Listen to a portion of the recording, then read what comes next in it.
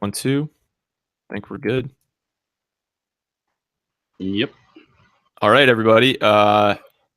Nice to have you in here on Friday night, wherever you are, maybe Saturday morning. See the comment section blowing up, but we got Reverend20 piece in the house right now. Also reached out to Clbaird40, a couple great guys in the MGTOW community. And so we're just going to have a conversation and go through some topics that we've got on the slate. Put up your questions in the comment section as the night goes on. And I'm sure some of you guys have seen Rev's stuff, so you know a little bit about him, but I'm going to give him a little bit of chance to talk about how his background in MGTOW, how he came to MGTOW, and CL might jump on in a little bit. So welcome, Rev. Hey, what's up? Thanks, Hoodie, man. I appreciate you for the invite, inviting me on the stream, and having me on. Just so I could come on and say my piece. Yeah, I was I came across Clbaird's stuff actually before I started making MGTOW content. I think this was about a year ago. I know he's deleted some of those old videos, and so I was curious. I always liked listening to the guys that are the simpleness behind his content allured me, and I liked listening to it. I also listened to a guy named Jake Johnson. I don't know if you remember him. And then I came across your stuff, and I started watching your stuff, and then I just occasionally type my name into YouTube, and I think we were talking about this. You were in Wyoming when you saw my first video, and you were talking about, I think, pumpkin beer and like everything in that one video. So I was like, you know what? I kept watching your videos, and here we are. So funny how that works. Yeah. I guess I thought I was gonna have the camera working, but I guess it's not working. So either way, no big deal. Yeah, I kind of I don't know if I can do a Cliff's Notes version of this with how I ended up anything you want in MGTOW, but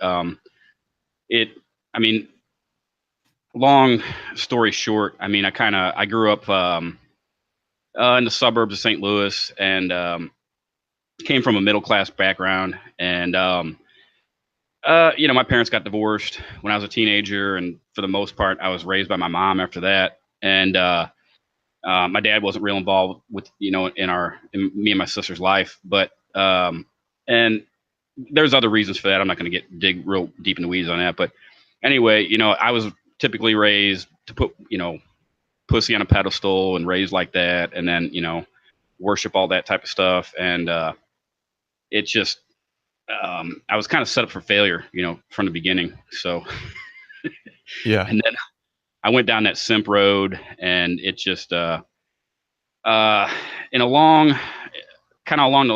the years, I struggled dating women and having issues with that, and I didn't have a problem meeting women or dating them, but the relationships never lasted. They were like typically 1 to 3 year relationships, and I would end up sometimes having periods where I was by myself, for 6 months to a year, and that really didn't bug me too much. But I always went back to dating back then, and I noticed when I started becoming more successful in my 30s, getting more money, having a house, having cars. I had, at one point I had about 4 different cars.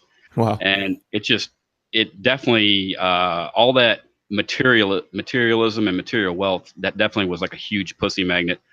And looking back, it's like looking in with 2020 vision on why things were like that. But yeah.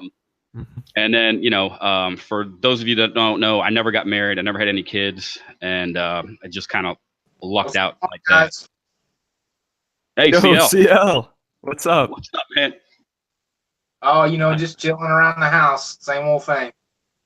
Awesome to have you on, dude. Thanks for joining. We're gonna give you a chance to, we're gonna give you a chance to share, just open up. Rev's just giving his little backstory, and then we'll open it up to you. Yeah, maybe my backstory. Yeah, Rev's just finishing up his, and then you can go ahead. Well, let's let Rev finish up, and I'll listen. All right, let's do it. All right, man. So after you know, in my 30s and mid 30s, I just continued to date and, you know, have various relationships with different types of scandalous women. And basically about November 2015, I broke up with the last girl that had ever up to now seriously dated, and I just gotten tired of the bullshit, man. It wasn't like I'd gotten burned by the system or had red pill rage. I was just fucking tired of all the bullshit, you know, with just that goes into dating women and dealing with it. And I just said fuck it, and I started doing. I wasn't even into MGTOW at that point, but I'm always been in like conspiracy stuff and like paranormal shit and stuff like that. You know, just fringe type, to some people, fringe type stuff. And so I was just doing different research on things and starting to look into cryptocurrencies and doing research on that. I kind of get on a topic and I'll research that topic. Like I'll fucking like binge watch shit, you know. And somehow, I don't know how or when, but I came across a Sandman video. I don't remember which one it was, but it was in spring of 2016. And man, when I saw that and the truth that he was spitting, it just made so much sense. And I've been on this ride ever since, you know. So that's kind of a quick Cliff's Notes version of how I got here. Yeah, I think that one resonates with me too. I remember seeing Sandman for the first time, and just the clarity it gave me. I was like, you know, this is. I think it was only, you know, I only saw 2 or 3 videos, and I felt it was good therapy, you know, to hear it too. CL, what's up? How's the night going? It's going pretty good. I had my daughters earlier and had a good day with them, and then I dropped them off and went and had me some supper, and now here I am. Great. So, yeah, we were Rev and I last night were talking, and we were like, you know, he actually asked me a couple guys that I wanted to have on, and I named you, I named Mines, was another guy, and so we're like, you know, let's just give CL a chance. Let's give him a shot tomorrow. Why not? So it's great to have you. Thank you for asking. I'm glad for the interest. I'm an old country hick, so I might be, you know, I'm not as smart as a lot of you guys. I really look like a lot of you guys amaze me with your intelligence, but yeah, I'll do the best I can. Hey, I was watching you before I even thought of making content. So, you know, I wasn't even commenting at that point. I didn't have a channel yet. So, you know, I've always enjoyed just hearing your honesty with everything. So, yeah, I mean, I'm sure a lot of people have heard your backstory. I know of it, but if you want to just share your brief MGTOW, coming to MGTOW, CL, that'd be great. Well, Hoodie, it was a hard, you know, I learned things the hard way. You know, I'm one of them guys. I got to take a couple of beatings before it really sinks in.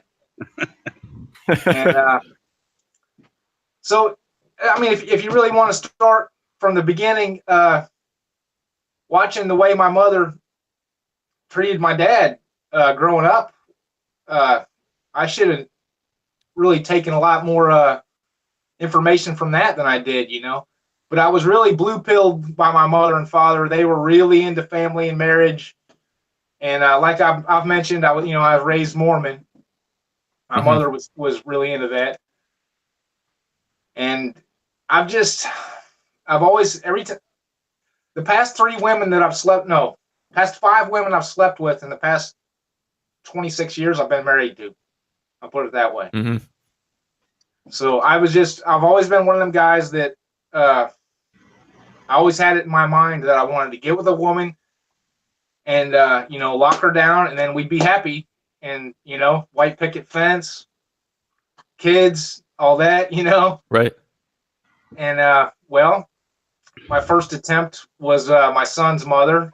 That didn't go too hot. Then my second attempt was kind of a rebound off of that, and the sex was so crazy in that relationship that I stayed in it for the better part of 8 years. Yeah. You know, what was the gap between those 2 women again? I forgot. What, between 1 and 2? Yeah. About 3 days. That's hilarious. Yeah. Yeah. Yeah. That's for real. And then, yeah, go on. no, go ahead. I'm trying to remember here. And so, yeah, no, just go into the second relationship. Well, she was a woman that I worked with. She was like 1 year younger than me. And she's about the only girl I've ever been with that was like right my age. I've usually went younger. I always liked younger women, you know. I mean, what's wrong with younger women? Nothing wrong with that. And hit it off intellectually. You know, we had a lot of the same interests and liked a lot of the same TV shows and pop culture, you know. So we hit it off like that. I knew her for like a year before I ever got with her, you know, because it was like at the end of that year that I knew her that I had found the abortion to deal with the aftermath of the abortion in my first wife's had it on the table, and me and her split, you know, that day. So I ended up getting with number two. I moved, you know, she said you can stay with me because she knew I slept in my vehicle for a night and then with another friend of mine for a night, and then she said you can stay at my house. I go to her house. I slept on the couch. About halfway through the night, I wake up and she's on top of me, right? Mm-hmm. And it just kind of went from there. And she was, like I had mentioned in that, I don't know, a video or two ago that I had made, that she was the kind of woman that would constantly find things to be offended about or irritated about that you had did, you know? So it was just one of those relationships that when we wasn't having sex, usually she was pissed off at me. Yeah. You know, and normally it was over nothing. But and like, you know, like an idiot, I stayed in it for all that time, you know, and it really probably hurt the relationship with me and my son a little bit, you know, because I paid so much attention to this goofy broad. And and she I don't know if I had ever mentioned this, but she had talked me into buying her some new boobs, you know, about halfway through the marriage. I remember you know? that. She didn't have to, you know, she didn't have to twist my arm too hard. I was kind of, you know, it wasn't bad. Yeah. But then in the end, I've always wanted. In the end, with her though, I ended that. It was just one day she said something stupid, and I said, you know what, that's enough of that. So, yeah. I've always wondered how did they view your career as a jockey? Well, my son's mother had respect for that because I met my son's mother. She was probably I think she was 12. I was 16, something like that. And I was riding races for her dad at the Illinois County Fair circuit. And you know, I could tell she liked me back then, but she was a little kid. You know, by that time I was 16. I was first time I had slept with a girl. But so I wasn't really interested in her. You know, she was still too young. Mm-hmm. But she's seen me ride all through the next few years, and I think we got together when I was 20 and she was 16. Now I know that you know, is technically a crime, but it was a I don't know, it was a kind of situation where I was pretty immature, and at this, you know, now I know that was probably a wrong thing to do, but you know, it happened. And me and her got together after that and stayed together for better part of 6 years, 7 years, something like that. But yeah, she had seen a lot of my escapades at the fairs and a lot of the stuff I had done, and she knew that, you know, she respected it, you know. So would you say that any of them were attracted to the fact that you were a jockey? Oh yeah, my first wife, yeah, definitely, yeah, for sure. That's what I figured. Really, all three of them, because guys, I'm a different guy like when I'm just out walking around at Walmart or down the street or wherever, I'm a different guy than when I'm on the back of a horse. Like, I just it's like I'm putting on my Superman uniform. I know you guys can probably relate in your fields of work. That, like, I've been doing this since I was 11 years old. So, and I'm 46. So I'm pretty accomplished. So it's like I have the just maximum confidence when I'm on top of a horse.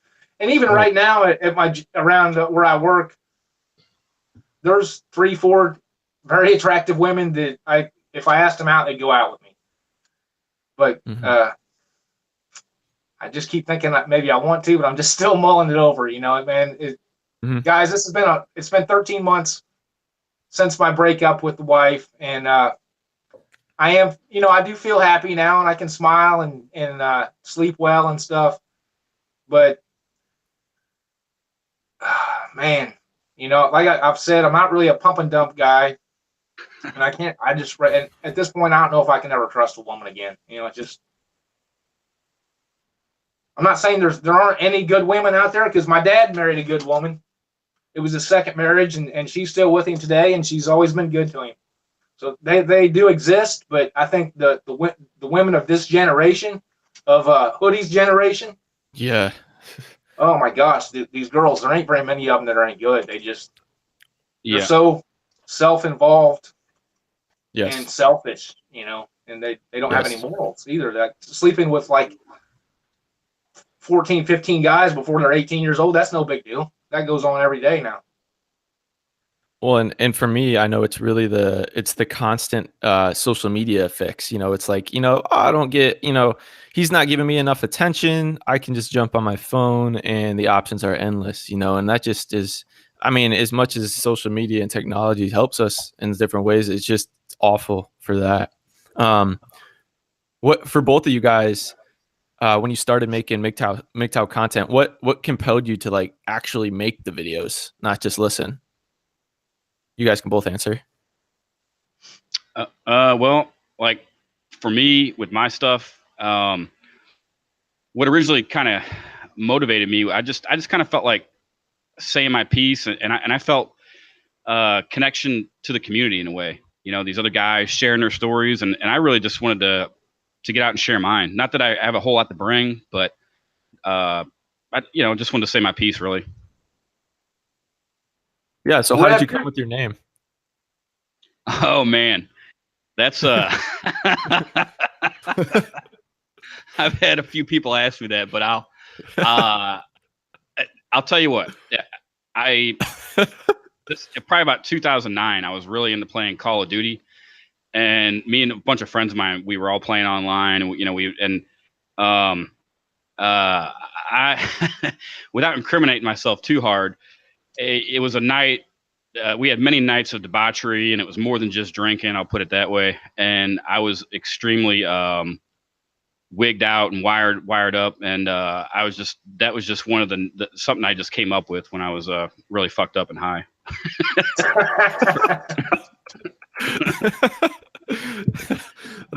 That's quite a story. All right, CL, how yours is just I guess talk about what compelled you to make the videos. It was just kind of like, and after I made, I got to watching the MGTOW content. I found MGTOW watching Coach Corey Wayne. I don't know if you've ever seen one of his videos or not. He's a motivational speaker guy or whatever, or coach or whatever. I don't particularly like his videos now that I've watched a few of them. I think he's a little too blue pill for me. But he had a video about MGTOW. And so I said, well, let me see what this is about. And that was right at the same time that I was just going through the first week of, transition after the big shock, And I started watching, I think it was John from MGTOW's Freedom, and John Nada. That's another guy. I really love that John Nada guy. I don't know if you guys I know him as well. Yeah. Oh, yeah. Awesome. John's got awesome content. But so I said, you know what? I'm going to put me out a video. Why not? Just try it. And Mexican MGTOW too. I don't know if you ever saw him. He's kind of a crazy guy, but I said, let me try it. And when I did the first one, it was just and like it let pressure off. You know what I mean? Like I had a lot of pain inside at that time, and it was just like letting it out. So it was it made me feel good. I'm not doing any of this for money. I mean, I'm not, I don't want any kind of a YouTube channel. This is all about interacting with you guys and telling my goofy stories and getting stuff off my chest. Yeah, I know for me, I naturally like to I like to take in a lot of information, but I kind of get like anxious if I'm not putting it back out. And so I kept listening to stuff for months and months, probably 6 or 7 months, and I realized, I'm just getting kind of frustrated, not actually making not making any content. And for me, I started to invest time into it. And initially it was more therapeutic. And I talked more about like female nature at first. I talked more about my first and observations about women. And then after that, I noticed that I kind of got more interested in just like personal things and personal thoughts. And I watch a lot of like psychology videos and philosophy stuff. But, for me too, that therapeutic aspect of it was huge because it's a one of a kind time to be able to just put this stuff out here and for people to give you insight right away. This is something that we have to take advantage of, I think. So you said, you guys can both answer this, but you said like John Nada, Mexican MGTOW, and then Big John, Rev. I know we've talked about it before, but yeah, what were some of your like kind of main influencers? Well, besides Sandman, MGTOW's Freedom, of course. I actually believe, Clbaird, another one of them. Some older content producers who don't make stuff anymore, like Heartburn and Paul Proteus. Yeah, absolutely. Paul Proteus really, really resonates with me big time. He's good. Yeah, yeah. And I watched a lot of stuff, and some of the content producers don't even make or aren't even around anymore. There was this guy called Mickey Shrugged. He made some really good stuff. His channel's gone, but it's, I don't know, just so much stuff. There's besides John Nada, there's a guy called Element who makes pretty good stuff. He doesn't produce videos all the time, but of course, you and I talked about this, Hoodie. M Crafts, really, just some of the best out there. But man, there's just too many to mention. And Chris Cantu, and then MGTOW Mindframe, those guys, those type of creators really resonated with me. And then also Solo Mission. What's that? Immortal Minds, another one. Just lots of good stuff out there. Immortal Minds. Yeah, yeah. I mean, there's so much, and there's more and more every day. There's this guy, I just started watching this stuff yesterday called Blind Man MGTOW. He's got some good stuff. Mm-hmm. It's pretty funny stuff. He mixes a lot of humor into it also, but there's ton of it out there. Yeah, that's the thing too. It's interesting to see the type of people in the MGTOW community that also watch, guys that you watch, and that's the thing about MGTOW is that it's unlike a lot of the topics on YouTube where it's, because it is so much kind of a micro community, there's so much like density of thought, which is awesome. It's awesome to have, like, we know Immortal Minds, like all three of us. I wish he was still making content, like once a week or whatever it was for a while. I'm actually trying to get him on an interview. Maybe if I can get him on for an interview, it can spur some more. But I know I think he is with his son occasionally, and he's got his own job and whatnot. But for me, M Crafts is another guy that I really want to talk to, because he's very straight to the point, or he's right to the point, and he breaks it down, and he's raw, and he does the psychology that I like, and just kind of the philosophy. that I like as well. Oh, I do have Hoodie. I got one thing to add though, like to the content creators who don't produce anymore. You know, I think, and I'm talking about the guys that left their channels up. I think some of them, like Paul Proteus and Heartburn, I think maybe, you know, they made their stuff and they said their piece and they, you know, and that was all they had. And they kind of, you know, that was it, you know, and that's kind of how I went into it originally. I thought that was all I was going to do was make a couple, you know, 1 or 2 videos, but and NYC, Stardust and, definitely Stardust and, Barbar, some other legends out there. Yeah, I totally get that, and you know, it's everybody has, like, for me, I know that I take a lot of my stories from other people's experiences. You know, and there's certain things that I'm obviously not going to certain details just for at this point doxing purposes. I don't like sharing, so it's like I share a certain amount of stories, and then I rely on other people to bring in other content, and so I get that. I mean, somebody makes a couple hundred videos, you're going to need other sources to bring in your content. You know, it's just the way it is. You know, I think that's an important thing too. It's like whatever your goals are, your self-actualization.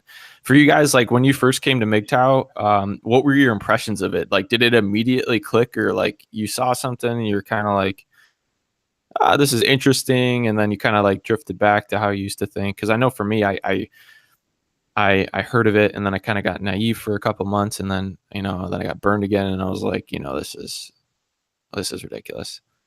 But yeah, what was it for you?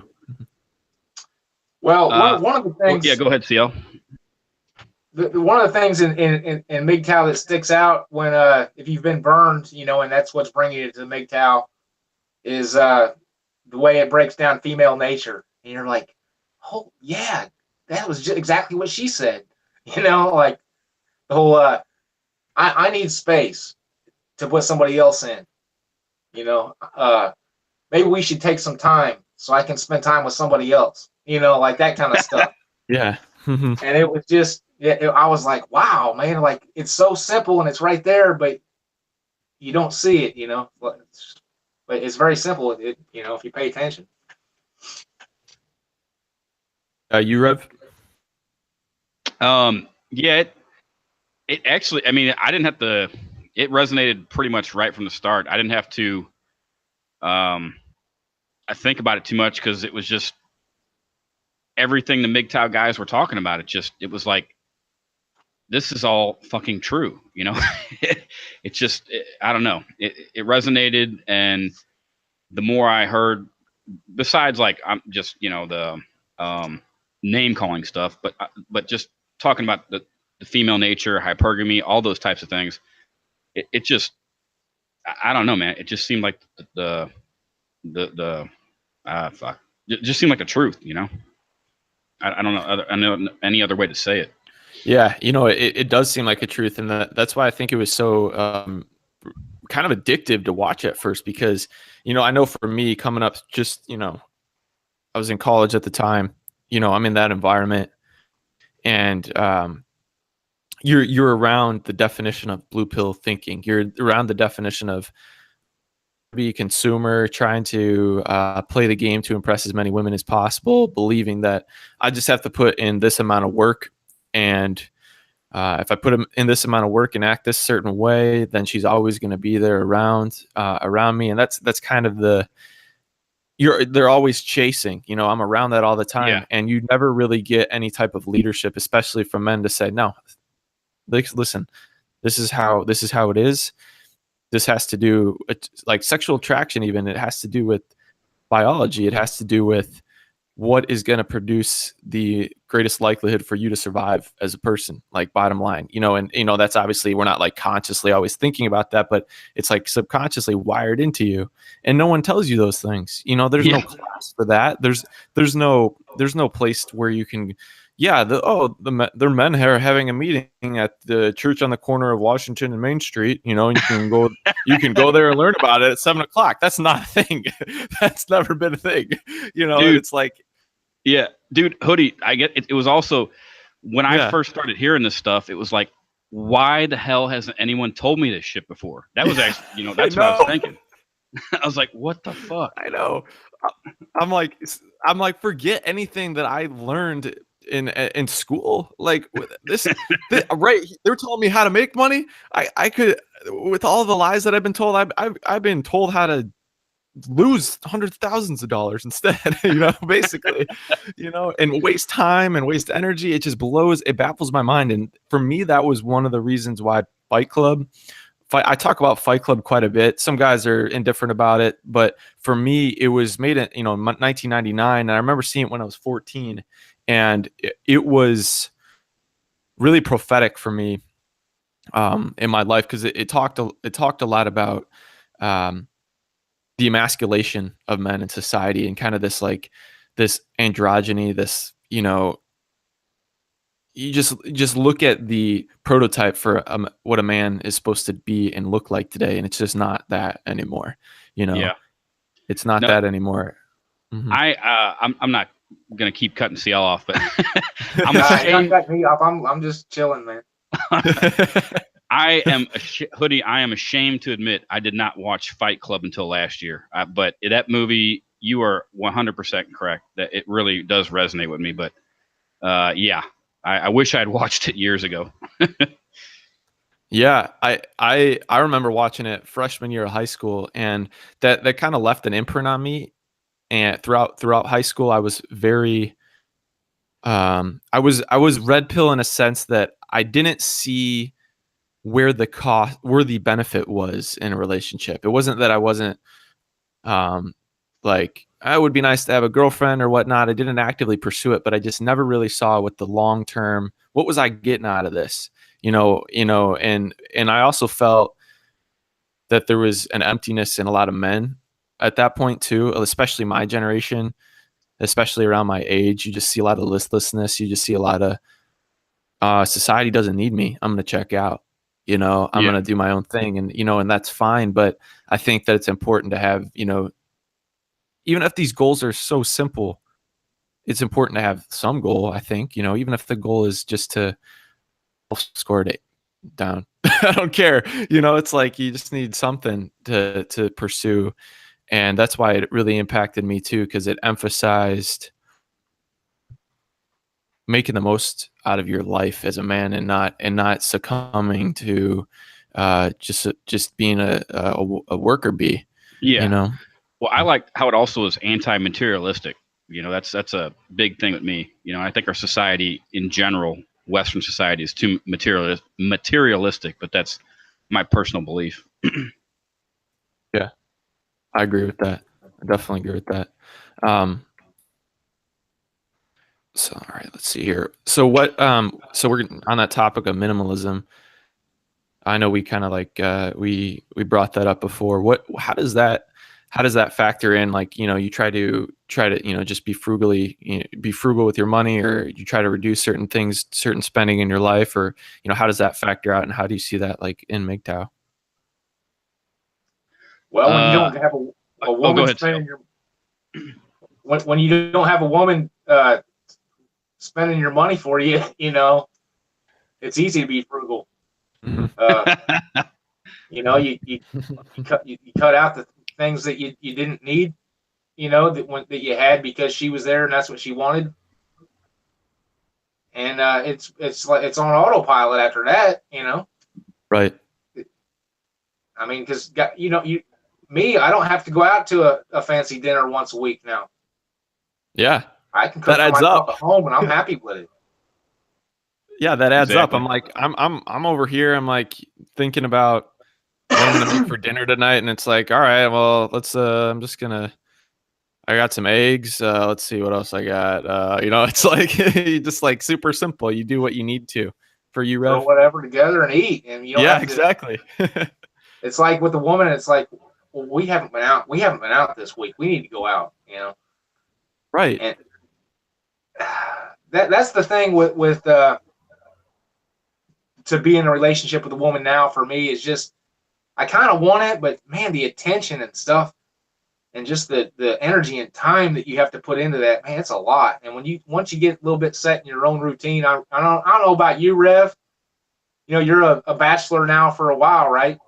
mean, could you imagine a woman yeah. coming in and having to like, oh no, we can't do this. We got to do that now. And I don't like that there. We got to move it over there. And, you know, Yeah, I to can't me, see that I happening. don't think I could do it again.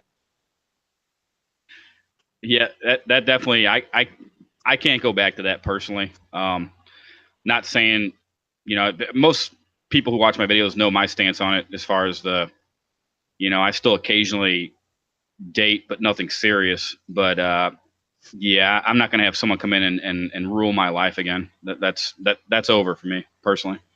Yeah, me too. The thing right there for me, it wasn't just I don't really care about going out. I don't want to go to the bar. I don't want to go, you know, spend a lot on a meal. I don't want to buy you a lot of gifts at Christmas time or for your birthday, and perpetually trying to prove myself through little trinkets like that. For me, it was like, Valentine's Day. yeah, you know, exactly. And for me, it almost like when I wasn't dating, even just with dating, I obviously not even at the point of being married. I think this biological, you know, thing kicks in for a man that he has to be more put more energy and more time and stress into actually making money, not necessarily to save it, but just to be able to put, you know, output to prove that you're worthy. And removing that stress was like that opens up so many, you know, so many windows and Oh, yeah. opportunities for you to think about other things in your life. Yeah. It's life changing. Mm-hmm. Yeah, I'm sitting here reading this or playing a video game, and normally I'd be like feeling anxious or feeling guilty, like I gotta make money because it's expected for me to make money at this moment in order to provide for this, that, and the other, or to continue to prove my worth to her. I mean, it's like it's this like instinct that is that's instilled in the modern psyche because of the spike in hypergamy. Yeah, just it's absurd. Well, part of it Yeah. for me too, with as you and probably almost everyone in this stream knows, you can never ever completely make them happy. I mean, you might appease them for a little while, but it's nothing is ever enough. You know what I mean? Mm-hmm. Yeah. Yeah. Amen. I mean, it's fleeting, and it's you're like on a treadmill, you know, like, you know, as a man, I think that there's just contentment in putting in work and, you know, and living simply. And the fact that that's not recognized a lot, by the modern female, it's just this like disconnect that's just frustrating. You know, there's no connection there, because that they're not seeing that side. They're not seeing that side of us either. You know, that most of us, like UCL, it's like, I'm putting in work here. I'm not trying to, I'm just putting in sweat equity in order to take care of the people that I care about. You know, I'm sure that's how you felt. Yeah, I mean, you know, and before, when me and the last wife was together, I had 2 jobs, and my second job, it was a stressful son of a gun. My job was to take care of the certain number of jockeys, and then run out in between races and saddle the horses for the next race, you know. And you was on a time clock all the time, and if you was like late, then they would fine you. Like the Commonwealth would fine you, you know.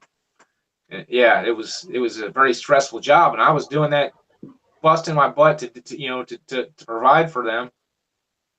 And I hated it, and I've had voiced that I hated it. And she said, "Well, quit that. You know, I'll get a job. I want to go back to work anyway." Guys, it was the worst mistake I made. You know, I mean, as far as if I wanted to keep her around a couple more years, you know, because when she got her job, and I'm pretty sure that she started her affair within a month or 2 after her brother had committed suicide, which was back in late February of 2016. Mm. So yeah, it went on. No, 2015. So the affair with the new guy, before I actually caught her, had went on. Oh my God, for like what, 11 months? Yeesh. You know. Yeah. So yeah, you got to work hard to keep them happy. If I hadn't quit the second job that I had, which it came with insurance, and guys, there were some weeks where I would make a lot of money. I'm not, I'm really, I feel stupid for quitting the job now, but she had told me, oh, don't worry.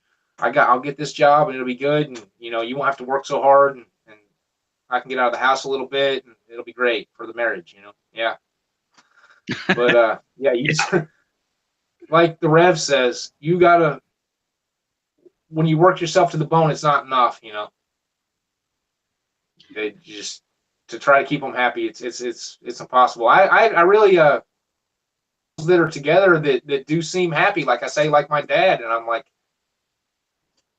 how does that happen? Well, it's like 99% of other couples, it don't go that way.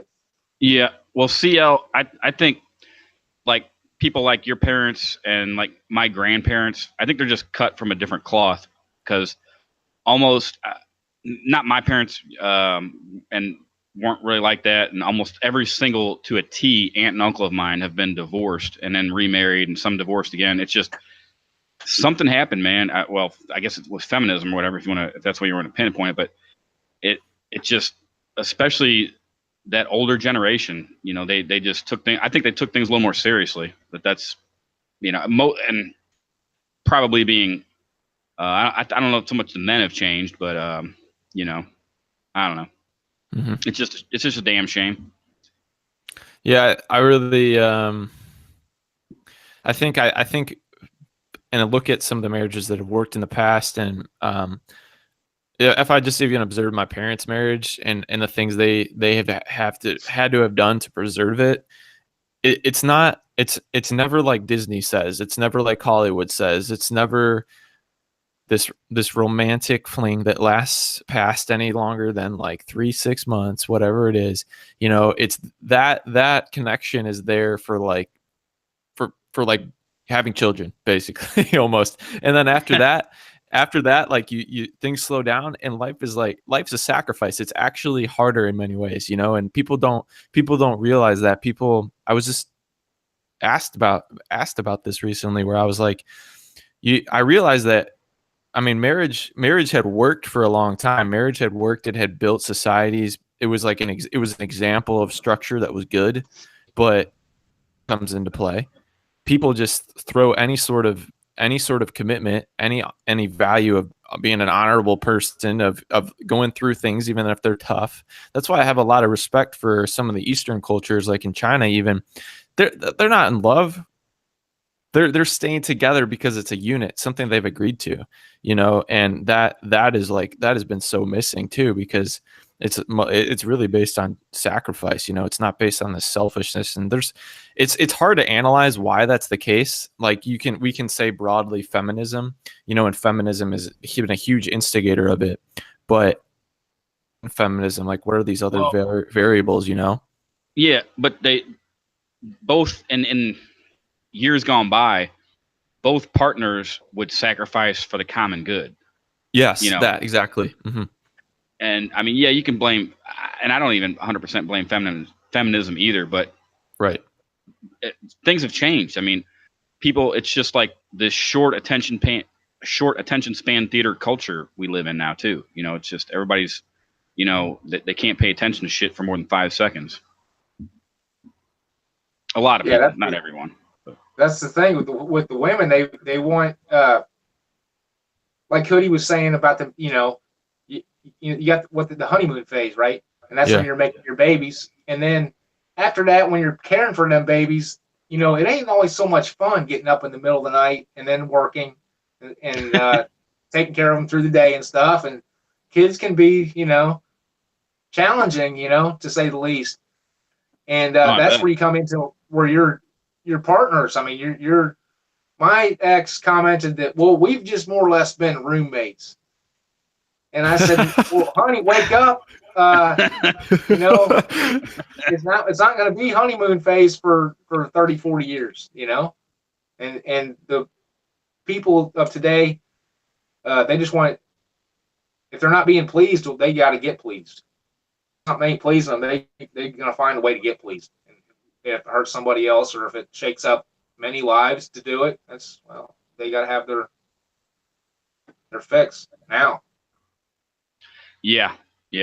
Well, and Hoodie and I were briefly talking about this a little bit yesterday, and I don't know what the answer is, but I think, excuse me, it's just everything that's going on. I feel like it's deeper than just MGTOW. You know, there's a bigger picture in play. Now, whatever that is, I haven't exactly figured that out yet, but I'm trying to work on it. And if I can get my thoughts together, I'll make a video on it one day. I know what it is. I can tell you what it is.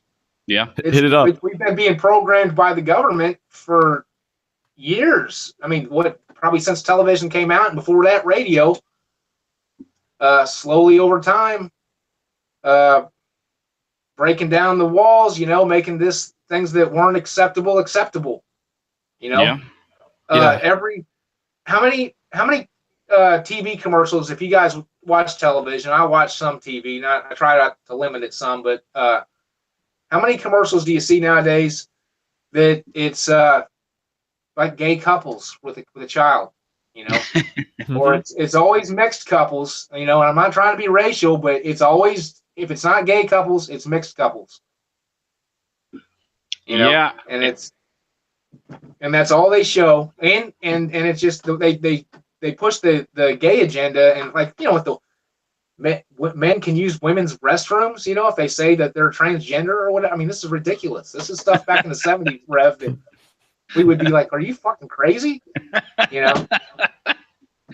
Yeah. I mean, you guys are older. You guys are obviously older than me. Just comment on more of that. Like, comment on some of the observations that you're just blown away by over the years. Man. Well, I'll tell you this. I don't know about all the chemicals in the food and this and that, but Rev, what do you think? You was in high school, you know, in the 80s, like me, probably. And in junior high, you know, the girls today, they're like 12 years old and they got big boobs and big booties and.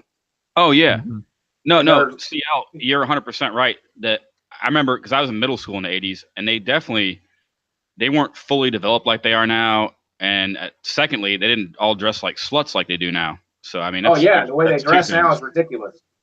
Yeah, I mean, I'm not trying to be a prude. I'm just pointing it out, you know. Well, yeah, it's a drastic change. It is a drastic change from the way people behave. Exactly, you know? And that's just a couple things. Yeah. Or even if you look at the early MTV and then look at the MTV of nowadays, you know, I mean, it's like pornography, you know, more or less. That's a huge thing, and that's something. I'm just, you know, surrounded by hip hop culture, the lyrics, and I honestly I do try to keep kind of a heartbeat on those things in the media for the sake of understanding, you know, just the severity of how twisted so much of it is. And so I listen to some of that music, and not that I watch much TV. I don't watch TV, but it is so licentious, you know. It's just like you compare it to 1980s MTV, or I'm watching like a Mark Knopfler, like Dire Straits video on MTV or something that first came out, and it's like, you know, that's viewed as scandalous. And then you compare it to, I don't know, some Cardi B, if anybody, I don't know if you ever like on MTV now, and you're just any Snoop Dogg video, or, you know. Evolved to. I mean, and as a result, I mean, the thing is, with so many women now, and so many men being raised in fatherless homes, it's that people are going to latch on to something for identity, and they're going to latch on for a message that they can always consume, a parent, so to speak, that they can always have, and that's the music, that's the TV, that's the internet, and whatever's there is going to replace it, you know. And it's just, they're being led in a million directions, and that, I mean, you end up seeing the daddy issues too, obviously, and when females are maturing. I've gotten a couple emails about that, maturing, you know, 10, 11, 12, and part of the reason is because of socialization. They haven't had parents there, and as a result, their bodies, like, they realize that, and then they realize that they're going to be threatened quicker, and so they mature, and what happened. Yeah, that's a good point. I never thought of it that way. I always thought of it like from the genetically modified food and chemicals and shit like that. But that's a good point, Hoodie. It's probably a combination of both. Yeah. Yeah, absolutely. Yeah, I think it's biological and social. Obviously, nature and nurture always. I think both of them do play a part. But I think that I've heard both sides of the coin there, for sure. But it's one of the big topics that I like to touch on too, especially the idea of where the daddy issue thing emerges, where the Jezebel spirit emerges, where like borderline personality, because that's so common now, and a lot of it is the past of a lot of these women. Men obviously respond differently. Men are they're going to join gangs. They're probably going to be more aggressive, and they're going to be more antisocial. But the men that are still looking to date, they're trying to date a lot of women and the women are, they have things in their past that they've never processed. And as a result, they come into these relationships and they wreak havoc. You're supposed to be, as a man, not only the boyfriend or husband, you're also supposed to be the father. And they don't know that. And you don't know that. And next thing you know, you're overwhelmed. Yeah. And this might be getting off track, but not only that, but you're supposed to be the entertainer, right? Bankroll everything. It goes on and on. So yeah, at least today, it's a full-time job basically nowadays. Yeah, with overtime. Yeah. It's exhausting. It is exhausting. It really is. It is. I mean, just having the mental, like it's just the mental space that's eroded, just taken away. It's unbelievable. Let's see here. So I know we had talked about a couple topics, Rev, beforehand. There any ones you want to hit up right off the bat you want to go to? Yeah. I'll just give before too many of these beers take effect, I'll give a little doxing thing, like kind of PSA or whatever, my view on that. I've said this before, and I know my channel is not big at all, and I've said my piece before on this, but I just think the whole doxing thing is stupid. And, I know certain content creators criticize people for showing their face or whatever.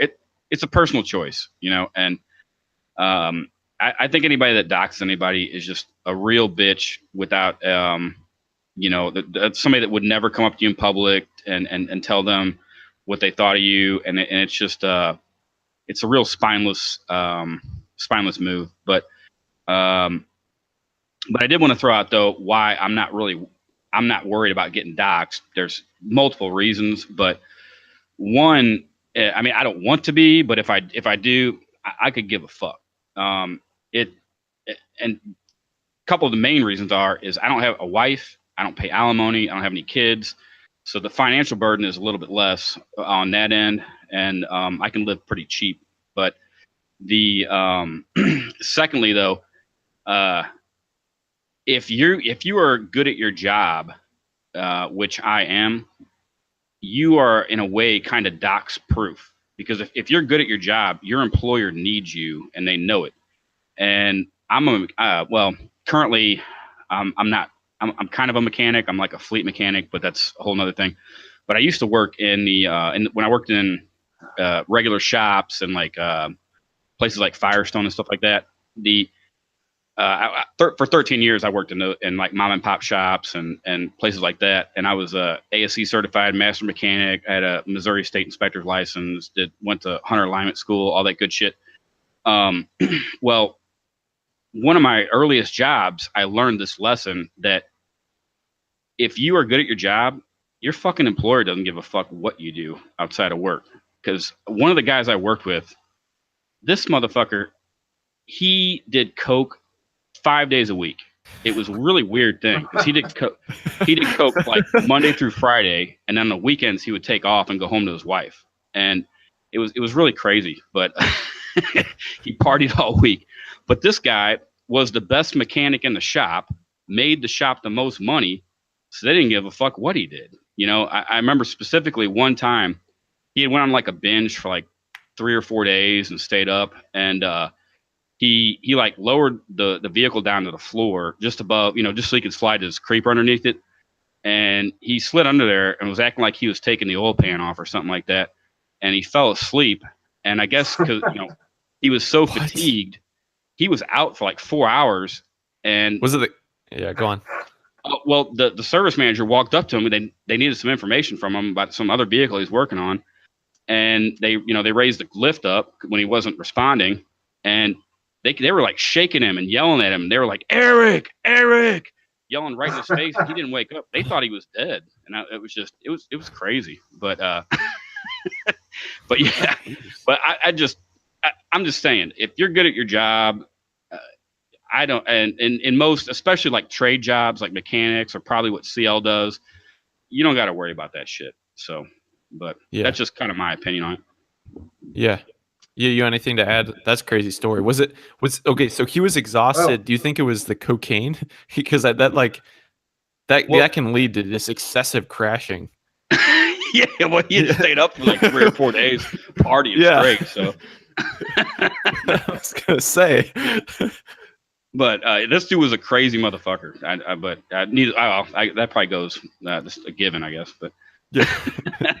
Anything to add on that, CL? Just what he was saying about I'm depending on what career you're in, doesn't really matter. You're showing your face. Let me, I'm old and not up with all the terms. So this doxing, this is where somebody on the internet figures out who you are, like your name and where you work or something like that. And what if they call your employer and tell them about your YouTube channel, or how's this go? Doxing. I mean, it can be pretty much anything. It can be interfere with your job. It can interfere just with your personal identity. They end up finding out who you are. Even if you do show your face, it's just doxing is just kind of like defamation, basically. It's just like libel almost, I guess, is like the modern term for if I'm bringing in like journalism to stuff. Yeah, and I've here. heard some guys will go to the extreme of making employers aware of your YouTube channel or your views and things like that. Yeah. So, but go on now, CL. If you, I could care less what anybody does. Yeah, that's a good.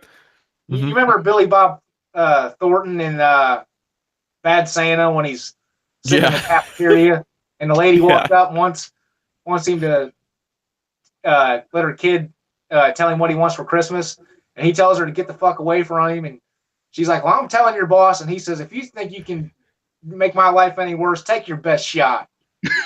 that's me. Whatever. Come on, anything. I don't care. And what I do, my line of work, and that's the other. Anybody else that wants to go and ride the crazy sumbitches I ride every day, come on. What the equipment I use is one size fits all, and that comparison right there is on point. Yep. That Bad Santa is that's money, but I think that's a good place to be at, and I think that a lot of MGTOW guys they're aiming to get to that point. I probably, based on the career that I'm in currently, and just trying to set myself up financially to, where I don't have to worry about my identity and everything. But if they were to find out, I would probably be professionally castrated. and maybe literally. So there's some lines of work where you wouldn't want to be being known for this kind of content. They turn you into a eunuch, huh? Yeah, they might frown. Yeah, I would be a eunuch by default at that point. There's no other way around that. But I was just talking to Jerry Lou the other day, and we were talking about everything, but we're talking about Sandman and how Sandman is a wedding photographer. Yeah, and it just cracks me up. It's like both sides of the on both sides of the coin, like the marriage industry is funding Sandman. Yeah. If they only knew. Yeah. Either people getting divorced, that's funding Sandman. People getting married, that's funding Sandman. You know, it's like, and he says, you know, it's like if they ever found out, or you know, he. The thing that I always wonder is like, I'm sure he's shot weddings for guys that are ended up watching his videos. Yeah. More than likely. Yeah. More than likely.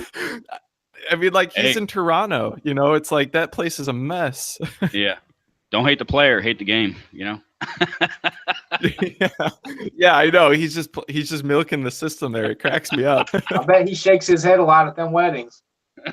Oh, I can't imagine. I wish there was like, I want to hear some of these stories, or how much he's had to bite his lip. I bet. I bet he sits there and he's like, well, this will probably be 3 years here, maybe top. Yeah. He has like all of his clients. He has like bets. He has like all, you know. Yeah. This is a 2.5 year one right here. Man, this is Morning line odds. 7 months. I can tell right here. He's got him on a leash. I worked for a guy in Florida. I worked for a guy in Florida that was real wealthy. He was the top sales consignor in North America, which would pretty much mean the world. Whoa. He was the top dog for several years. He ended up getting cancer and passing away. It was sad, you know. It was too bad. But he had a son, and his son was what I would refer to as a little bit of a douche rocket. He you know, he was a silver spoon in his mouth. Dad never really made him toe the line. You know, he just gave him everything. Son meets a veterinarian woman at the job there. Ends up marrying her. She was a good-looking little thing. The dad shells out. I think he said it was between $40,000 and $50,000 for the wedding. Put on a huge wedding at a big country club. They were and he put down the down payment for their home. They bought a new home. They were divorced in 6 months. You know, just what do you know what happened there? I guess that this girl was crazy. She was a little off her rocker. I mean, the guy that I'm talking about, I'm being kind of hard on him. He wasn't Osama bin Laden or nothing. He just kind of irritated me because he would give me a hard time at work. Yeah. And I'm like, Sonny, you know, you couldn't carry my boots across the parking lot. Just go find something else to do, you know? Yeah. But the girl, I guess the dad got called by the neighbors because there was a ruckus. He come out there and all their furniture from their home is in the swimming pool. Oh. Like, I mean, like their fucking couch, the bed, tables, chairs, you know. And he gets there and he asks the son, what the hell happened? He says, well, the wife picked up all the stuff, chucked it in the swimming pool, and this girl was like 5'2", right? Oh my gosh. What is with that in swimming pools? I don't know, man. I've seen another one where this chick drove this guy's like Bentley into their pool in the backyard. She was pissed off, I guess. I don't know, but I don't think that he was cheating on her or anything. You know, I think he was still pretty in love with her at that point. This guy was just, she was a nut, and then she was known to be after that to be real promiscuous around town and stuff, and that, you know, around the industry there in Ocala. Ocala is horse country. It's also a hookup town. There's more hooking up goes around there than you can imagine. But yeah. Do you think that happens because people are coming in and out of town for the races? Yeah, well, down there they don't have races. It's all the young thoroughbreds that are getting broke on the probably 100 different farms around there, and there's all kinds of young girls around the country that go down there in the wintertime to ride. You know, because it's not bad money. You know. Yeah. You know, it's not bad if you're willing. You know, you can get hurt, but it's not bad money. Yeah. And there's just a lot of Canadian women. Tons of Canadian women go down there. Really? Yeah, a lot of them. And they have a big horse show in town there called HITS. It's called Horses in the Sun, and the acronym is HITS. And there's a shitload of women from Canada, all rich women that just their daddies, you know, fund them to go down there and ride horses, you know. They're younger or cougars? Oh no, these are younger girls. No, these are all hotties. There's Rev, there's cougars aplenty, but there's cougars aplenty down there. But there's a lot of hotties now. Wow. Ocala, Florida, there's a lot of hot girls. Florida, all of Florida, really. If you've ever been down there, man, it's different from other parts of the country. Yeah, I haven't been there since I was a kid, but yeah. Well, how would you also did you live in St. Louis area too, CL? Yes, I did. I went to Collinsville High School, and it's outside of St. Louis. It's in Illinois, actually, but I can go out on my dad's back porch and see the St. Louis Arch. So it's right on the east side, Diamond Cabaret, right? Yeah, I've been to the Diamond Cabaret, brother. Right after I got out of Pops, we go drink at Pops, and then we go over to the Diamond Cabaret. Good time. Yeah. This is awesome. Are there any other MGTOW guys in that area? I think. Have you ever heard like Steve? Is it like McDonald or something? Steve McDaniel. I haven't talked to him, but I know who he is. Yeah. Where he lives, I would kind of stay out of that part of St. Louis with our complexion. I think he lives in North City. I'm pretty sure he does. I might be wrong. It's St. Louis is a dangerous place to go, my friend, if you go in the wrong place. Yeah, that's no joke. People want to downplay that.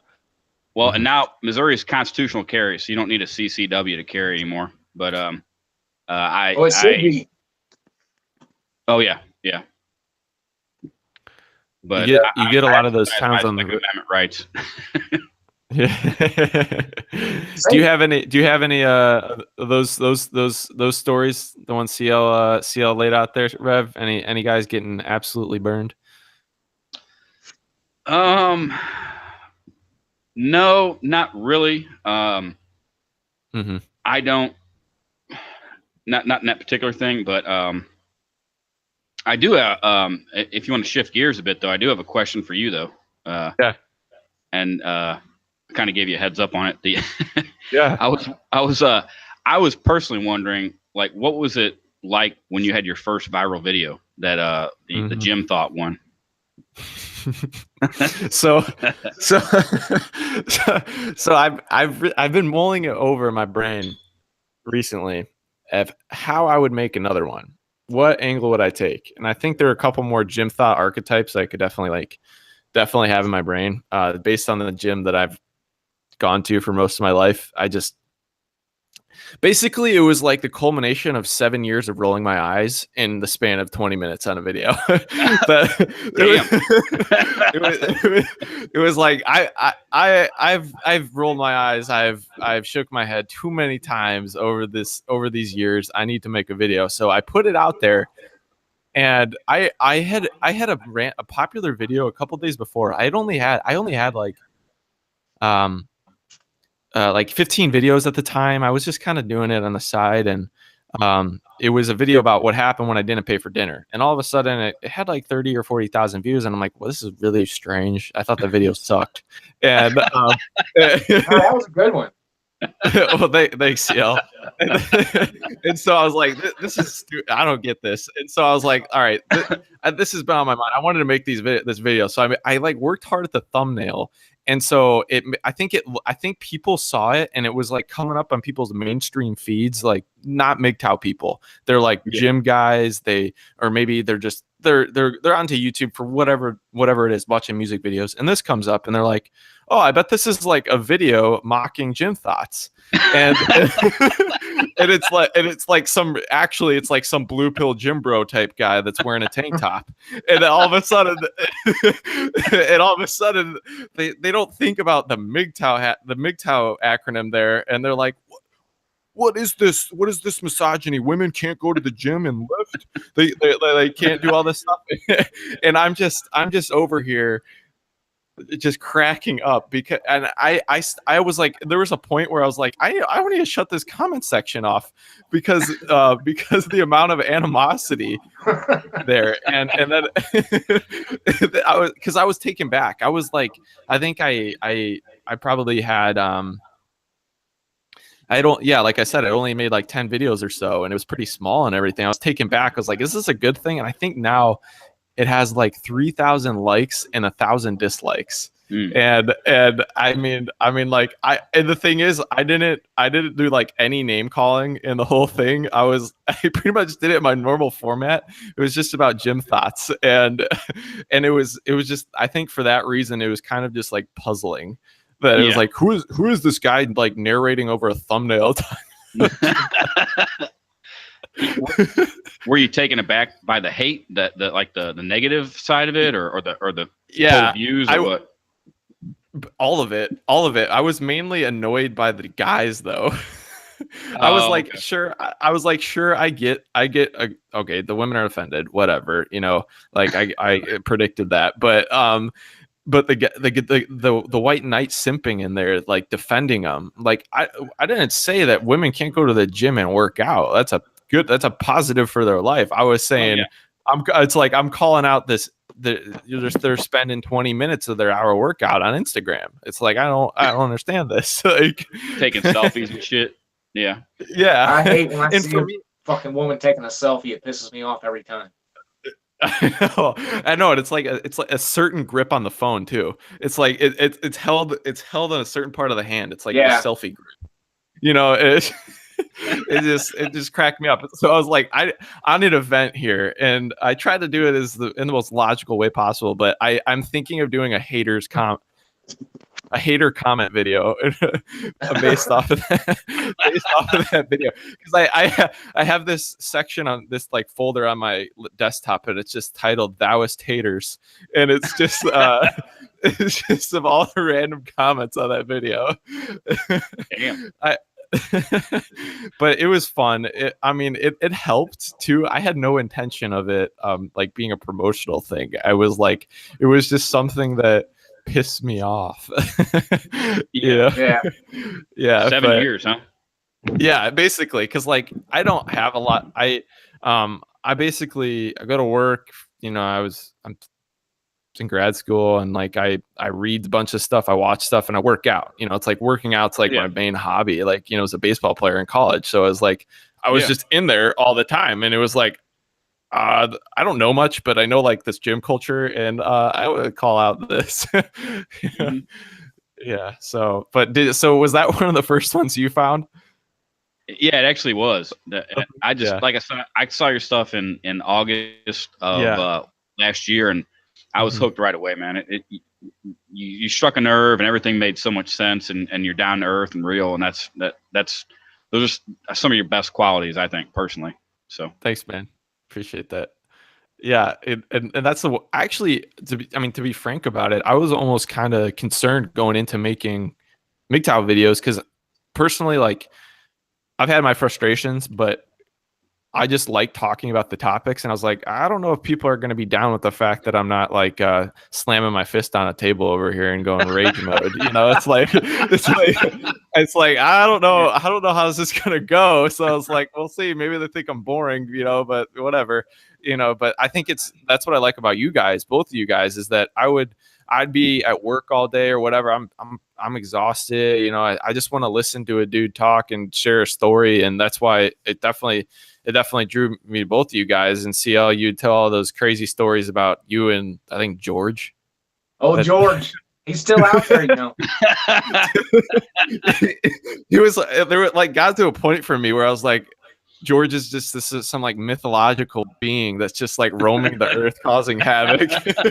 If you only knew about old George, the stuff that old George has done. Like I didn't even scratch the surface of old George. He is quite a person, really. He's been a cocaine abuser for like probably 30 years, but boy, old George is built ram tough. You see that sucker? He looks like he did 20 years ago.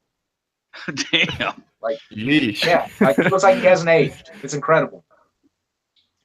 Wow, yeah, it's like cocaine. Yeah. Cocaine's a hell of a drug. Yeah. No shit. It seems like a theme here. It's the cocaine anecdotes for days. Yeah. Oh boy, yeah, old George. The one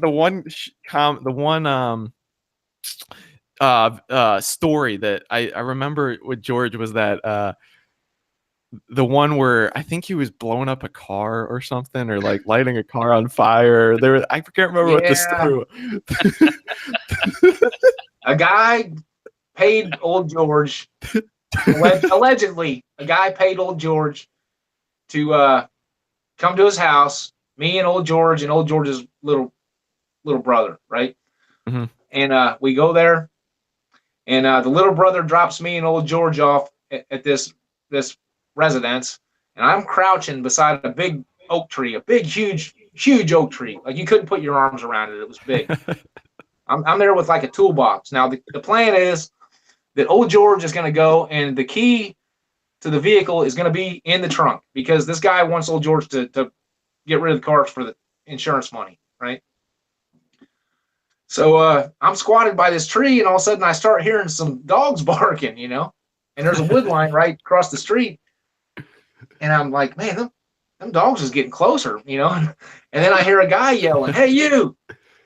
And I'm like, oh, shit, I hope he ain't talking to me. And he's like, yeah, you by the tree. I was like, oh, fuck. Oh, shit. And the dogs are coming, man. I mean, they're almost to the road. And here comes old George sliding up. Door comes swinging open. I jump in with the toolbox. Oh, my God. And then so we take off. And old George says, okay, open the toolbox. Give me this, give me that. And before we get to the highway, which was probably not more than a half a mile away, old George already had the radio out of the console of the car there. And he's going, give me the thing to cut, the wire cutters. I got to cut the wires on it. He's getting ready to start cutting the wires, and we're getting on the highway. Now, this is all meanwhile, old George is driving while he's doing this. Yeah. Old George, he was something else. So we're going to get on the highway, and there's 3 state police with their lights going, parked off the shoulder. And I said, oh, my God, my dad's going to kill me, man. And because I think I was 17 when this happened. Yeah. And we went by them, and they just sat there, and we went on. We went on to the next town, pulled off the road, drove out in the country a bit, took the gas can out, old George did, and he put it all on the inside of the car, and then he poured some around on the outside of the car, and then threw the gas, poured a trail away from the car, and then put the gas can inside the car, closed the door. He said, all right. He lights that trail, and like I say, it said in that video, it was like a movie. I mean, the gas took off, and when it hit that car, it went just boom, like it blew the hatchback off the back of the car. They went flying. The fucking hood of the car went flying. Blew the hatchback and the hood off, and we stood there and watched it burn for about 15 or 20 seconds. And George is like, well, we better get going, boys. Let's go. And we jumped in the old S10, and down the road we went. Yeah. And that was the same year that old George outrun the cop whenever he stole the beer out. Well, he didn't steal the beer. The lady carded him, and he didn't want to show her. He didn't have no ID with him, so he just threw $5 on the counter and took off. We're in a store down in Florida, a gas station, because they sell beer out of the gas stations down there. So we're driving, and this lady had called the police. And a cop sees us and instantly hits his lights. Well, old George just hammers it, goes around a couple of S-curves, goes winging up into the woods, turns the truck off, turns off the lights. Cop goes flying by. Gosh, I remember that part. The cop, yeah. We chased the cop down the road. I swear, right hand to God, we chased the cop. You were behind driving him. Up on him, behind him. Old George was a maniac. He's still out there now. He does what I do. He rides horses for his living. He used to be a jockey. But, yeah, old George is a maniac. He's something else. And would fight and Rev, he couldn't fight. He couldn't fight at all. But he would jump on the biggest grizzly bear. If somebody said something to him, they're fighting with him. I mean, Rev, I don't know if you grew up around the St. Louis area. Old George and me both grew up around there. And I don't know, back in the day, back then, nowadays, you're thrown out of school if you fight. But back then, you had to fight. Yeah. It wasn't like, oh, do you want to fight? You're going to fight, or else you're going to get beat up. One of the two. Yeah, well, and depending on the area, it might be gunfight. in St. Louis. I grew up in my younger age in Granite City, Illinois, and it's Oh yeah, that's where I work it's now. not as bad as St. Louis, but it's still pretty tough, you know. Granite City is something else. Yeah, it's old George definitely. He would jump on anybody. He was fearless, utterly fearless. I saw him ride a race at the county fairs, with a wire sticking about half out the end of his big toe. And at the county fairs, the gates aren't like nice gates like they have at the big races. They're put together with wire. I mean, they that toe on the gate, which could have been really easy to happen. Could you imagine that? I mean, Yeah. George was he was the guy that was crazy. Yeah. Hey, CL, I'm assuming you've been to Fairmount Park, right? Have I been to Fairmount Park? That's where I rode my first race at Fairmount Park. Oh, and okay. Yeah. Wow. Yeah. I've been around. I've had many fights. I've been whipped, and I've won some fights over in State Park, which is right next to there. Yeah. Down on Black Lane, brother. Damn. Sometimes down to Washington Park. I fought a couple guys down in Washington Park one time. Yeah. So going back to George, so would you say George was a beta or he was an alpha? George was the alpha to the supreme. George, if you had a girl and she looked halfway decent, you better lock her up because George is going to fuck her. I can tell you. Like George, there was no woman backside that was, if she was a 5 or above, George had sex with her. And a lot of them, it was less than that, just for spite, I guess. You know, well, George, he hit them all. He had a saying, short, fat, ugly, and tall. I hope and pray to do them all.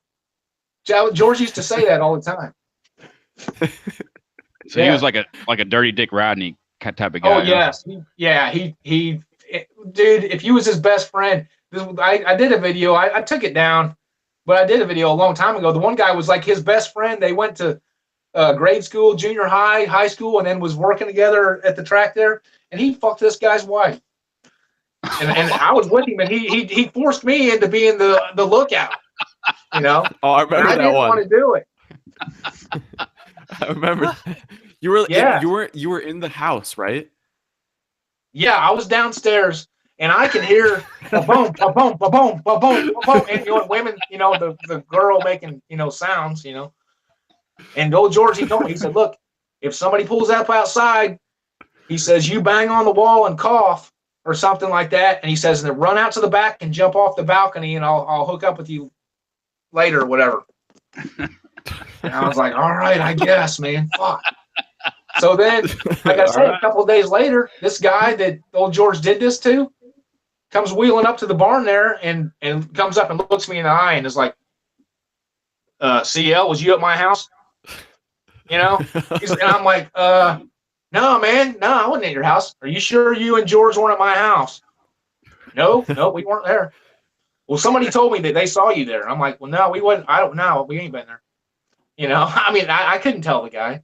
No, George was plowing your wife, man. He says he's been doing it for a few months now. Oh, man. Oh my gosh. And the other thing that old George would do, I put it in the one video I did. I talked about the one lady that he was dating in Kentucky. And we go down there and he says, yeah, we're just going to move some of my things out of her house. Me and her breaking up. It's no big deal. And we get there and George commences to just destroy this lady's home. Whatever, I don't really care about this lady, but her kid there was a bedroom there and it was her kid's bedroom, her son. And old George fucked up this little boy's toys, broke his BB gun. Damn. And that right then was whenever me and George quit hanging around. And whenever he would want to hang around with me, I just would come up with an excuse not to, And luckily, I ended up moving away from where George was at not shortly after that. So, old George, he had a thing where, like, when he would break up with a girl, he'd go to her house and fuck her house up bad. He'd piss in her bed, just break every mirror in the house. I had a let's say a real close acquaintance that he was with for a while, and he did that to her. He left too, and she didn't ask for it. He just, you know, George was, he's a spiteful son of a gun, man. Yeah, sounds like it. Actually, I mean, the world would be a better place if old George was locked up, guys. I'm serious. But, you know, he is who he is. You know.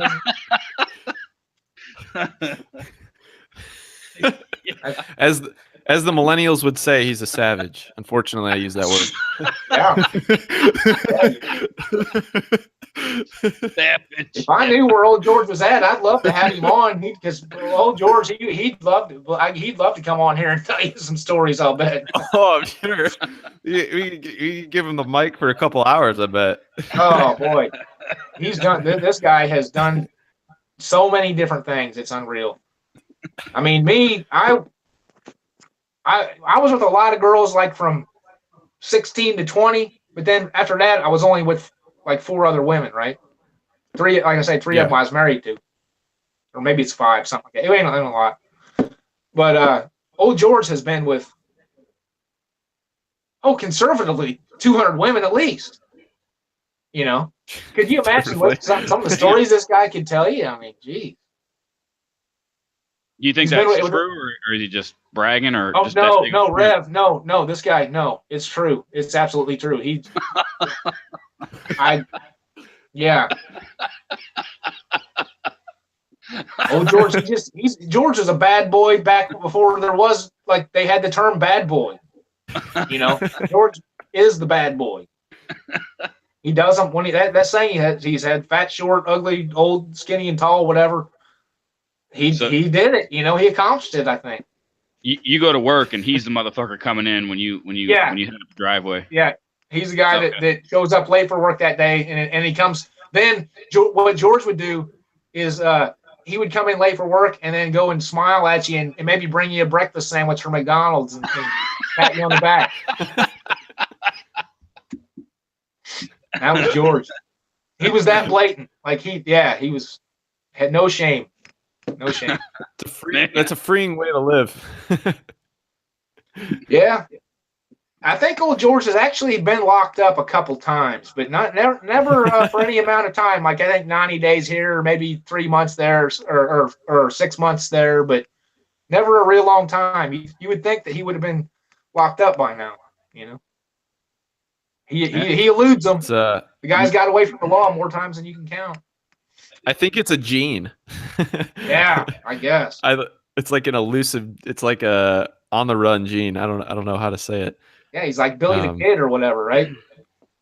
Yeah. Modern day Billy the Kid. Yeah, he's built for that.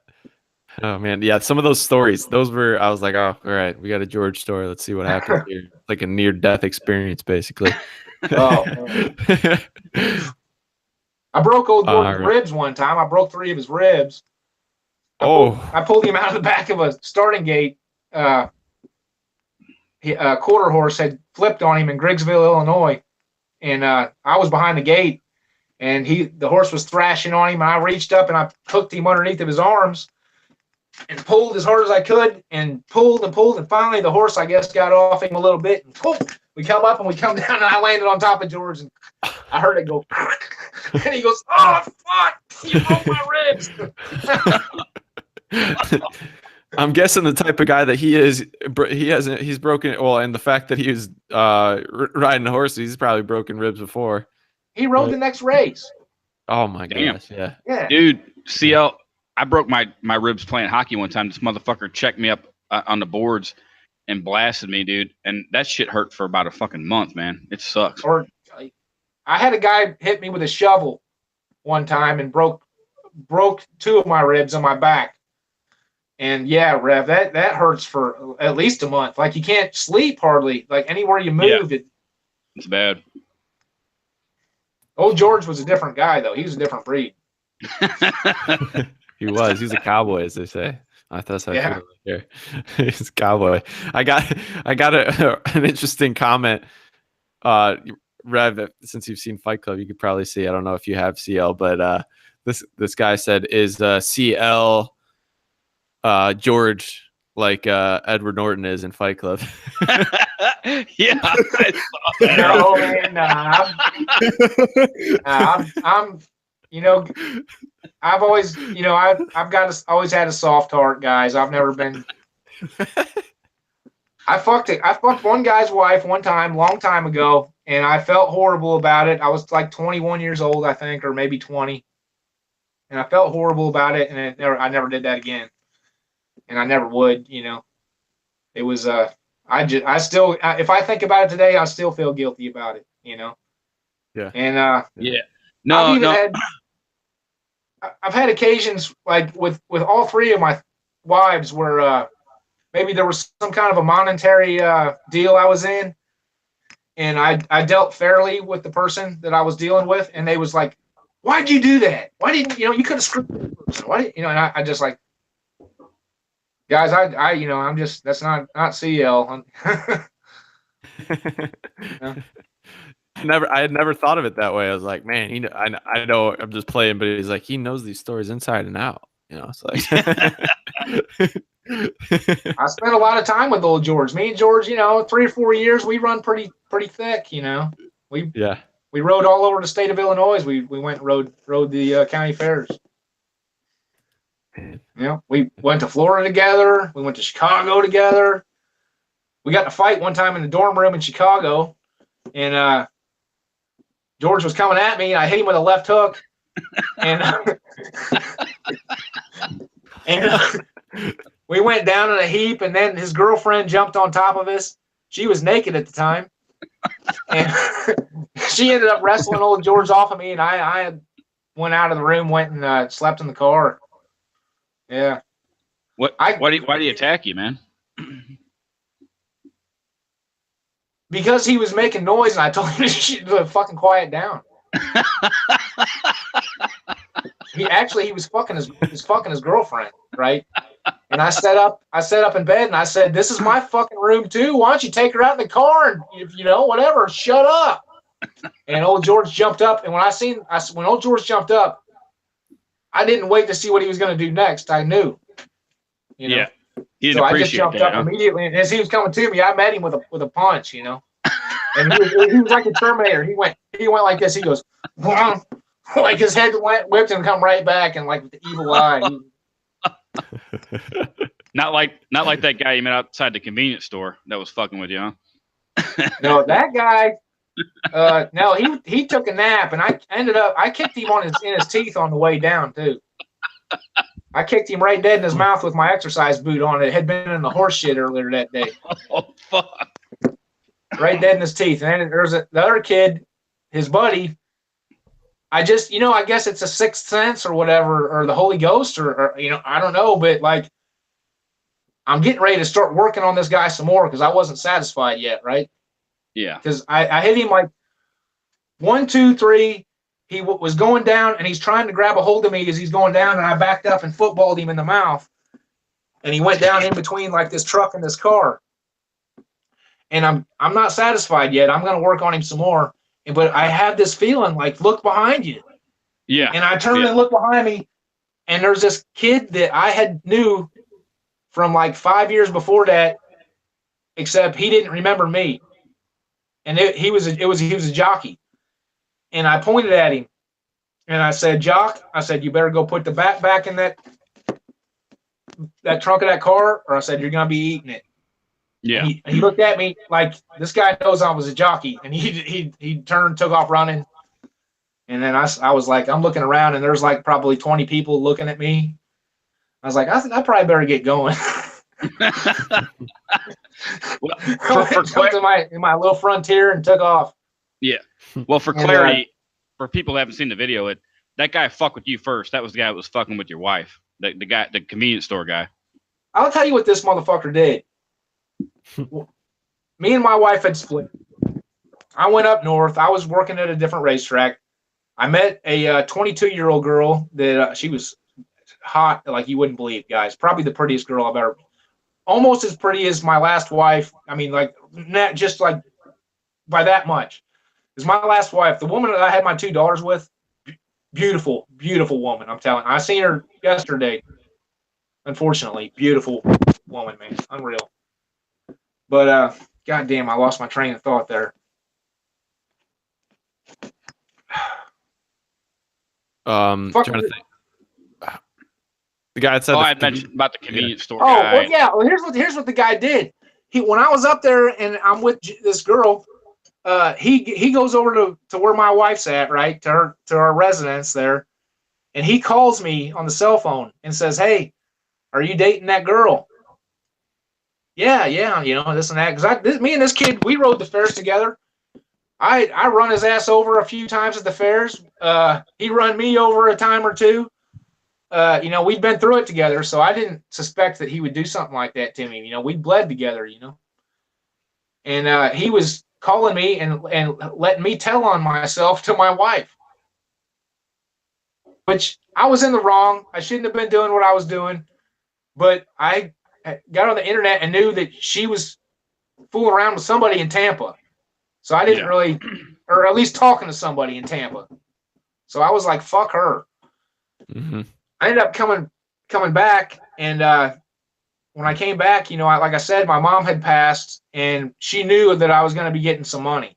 She didn't know how much, but she knew I was going to be getting some money. And Rev and Hoodie, she made it her mission in life to get back with me. That's you know surprising. What I mean? Yeah. Yeah, isn't that a shock? That's something. Isn't it? It's heartwarming. You know, it's heartwarming. It is. But the night that I had went to that one house when she was out drinking with her friend, and I smelled the perfume on her, I think that she was there with that. I think that kid had come into town. This was after the ass whooping. This was like 4 or 5 months after I had whipped his ass at the gas station. He had left and was in. He had went back to Illinois. He was in Salem, Illinois. Yeah. And I know he was in Salem because I knew somebody in Salem that said they saw him there. But I think that that's the guy that was at the house that night. I can't be sure, but I suspect it. Yep. Yeah. You've been through a fuckload of crazy shit, CL. Yeah, a couple of things. But it builds character, that's for sure. Yeah. Well, Hoodie, you amaze me that, like, at your age, the insight that you have, because I was a retard when I was your age, man. I was running around with old George. I mean, same here, man. I mean, I can't speak for everything I've done in my life, but I try to be live within reasonable choices as much as I can. I'd say try to be. I'm a chill dude. I'm a simple guy, I guess. Well, you're ahead of the game now too, because you're the blinkers are off, you know. Yeah, no, I mean that's a big thing. It has helped, and I think, but it's interesting to think about. I mean, like if I was born, you know, in the 70s, even per se, you know, instead of 90, I was born in 93. Just that my perspective would be, you know, that much different. I'd be coming to MGTOW likely, and you know, around your guys' age, you know, and so you know, it's like who knows at that point, you know, so it's almost like a blessing in disguise, even though I'm sifting through all this the feminazism right now in the social media addict world. It's like, you know, well, I was thankfully able to learn about it at a good time, only dating a couple times, you know. Yeah, and that's the good thing is that now at least the fucking information is available. Yeah, and we can share. My dad never taught me this shit. I wish he would have, but he probably didn't know about it either. I'm just assuming. Right. But I don't know. Nobody did really back then. I mean, the whole entire world was blue pill, you know, back in the 80s, you know, and before that, you know. Right. Yeah. I don't think women were complete sluts like that. Like maybe they were, but I don't think back then they were quite as bad as they are now. But I might be wrong. I don't think so either. Yeah, and the thing is, like there's like no social consequence for being, you know, for cheating and for being promiscuous and everything, where it used to be like, I hate to like always have to go, but I'm like, if I'm going to go back into like tribal times, even if you were cheating and if polygamy wasn't in play, like you were stoned to death. Like, not that like, you know, you know, condoning stoning people to death. Like, that's not what I'm saying. But like, basically it paints a picture like there was like social repercussions. Like, people actually looked down on you if you were walking around the streets, like looking like a buffoon with, you know, practically nothing on, like the half the people are walking around today, like, you know. So it's like there were actual repercussions. Now you can do whatever you want. I own my body, yada yada, all this nonsense, you know. It's the exact opposite now. It's celebrated, you know. Right. Yeah, you're liberated.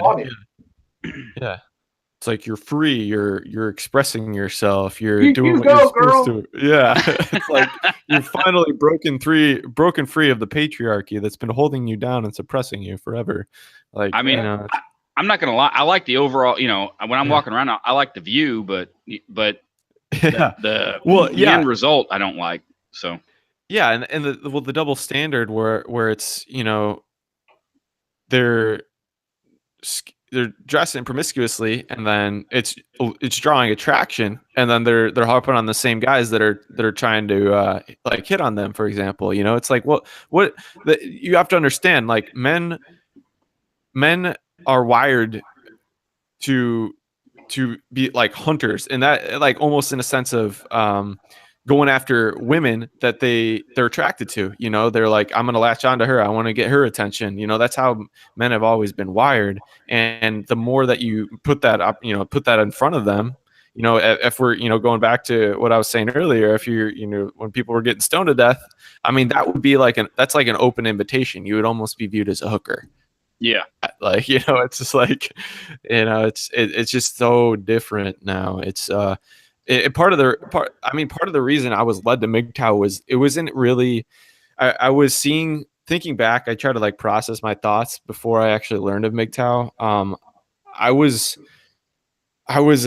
just annoyed of these. I was just annoyed at what I was seeing. It was like, this doesn't seem positive. This doesn't seem good. Like, I'm just annoyed by this. You know, it's like, I don't like what I'm seeing, you know, and I didn't really understand hypergamy yet. I didn't understand monkey branching, you know. You mean you were annoyed by MGTOW? I mean, initially, or what do you mean? No, I was annoyed by you know, how relationships were, the male disposability within relationships, the praised promiscuity with women.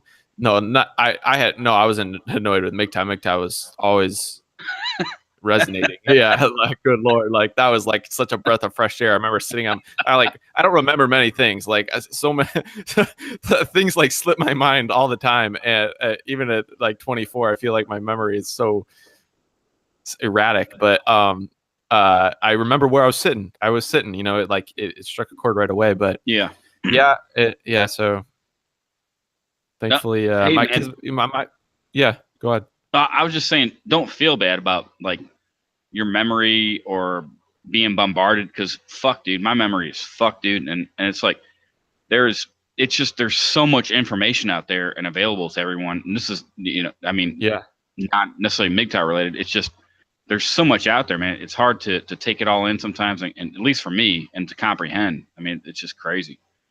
But that's kind of a general type thing. But I agree with that, and especially for me, I'm actually a like, I'm kind of like an information addict. That's like I partly passed down from my dad. He's like, he's in like different line of work as me, but he's the type of guy that always is reading. He's always, you know, he was a big trivia dude, and so it like kind of like, I like soaked that up, and if I'm like sitting around not doing anything, or even if I'm doing something that I have to be working on, I always want to like be learning more, because I'm like, how can I not take advantage of everything that's out there? You know, you never know where it's going to give you a leg up. And so as a result, it's almost like a paradox of choice. Like, you don't really know how to, like, what to choose, and sometimes you don't know what to remember even. Yeah, it's overwhelming at times, even though it's a blessing. Yeah, I totally get that. Yeah. I wasn't sure if it was just me and getting older, but yeah. Well, guys, you know, us guys, we are bombarded by all the information out there in the internet and in the world, and we're trying to take it all in, you know, and it's hard for us. It's overwhelming, right? Yeah. Well, just think with women, they got with Tinder and Match.com and Plenty of Fish and Facebook and Snapchat, they've got all these thousands of dicks flying at them, you know. and that's why they're, you know, none of us can remember anything, and they're all, you know, rode out, you know. Well, and that's the problem. I mean, when a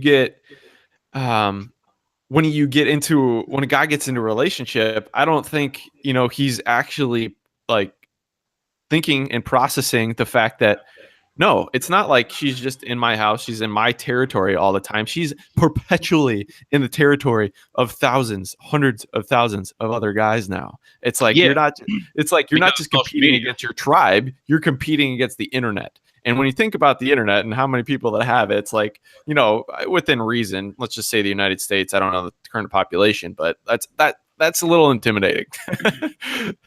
Yeah. No, with the whole social media aspect, I mean, let's be honest, you can't 100%